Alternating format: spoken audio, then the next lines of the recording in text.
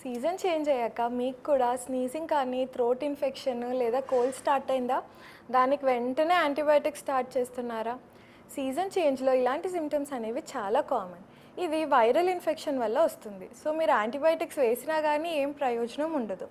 నా దగ్గరికి వచ్చే చాలామంది పేషెంట్స్ కూడా ఇలానే యాంటీబయాటిక్స్ స్టార్ట్ చేస్తూ నా దగ్గరికి వస్తుంటారు.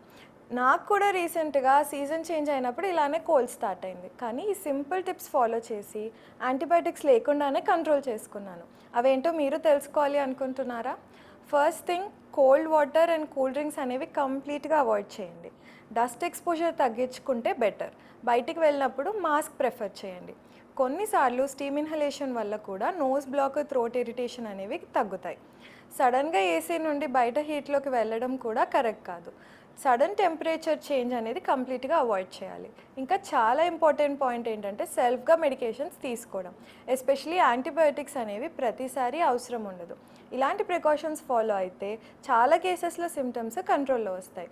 కానీ సిమ్టమ్స్ ఎక్కువ రోజులు కంటిన్యూ అయితే, అంటే 7 days కంటే ఎక్కువగా ఉంటే, ఫీవర్ కానీ, థ్రోట్ పెయిన్ కానీ, బ్రీతింగ్ ప్రాబ్లం ఇలాంటివి డిలే చేయకుండా ఈఎన్టీ స్పెషలిస్ట్ని కన్సల్ట్ చేయడం better. I'm doctor Akshita Reddy, your ENT specialist from Monos Robotic Hospitals, Champapet.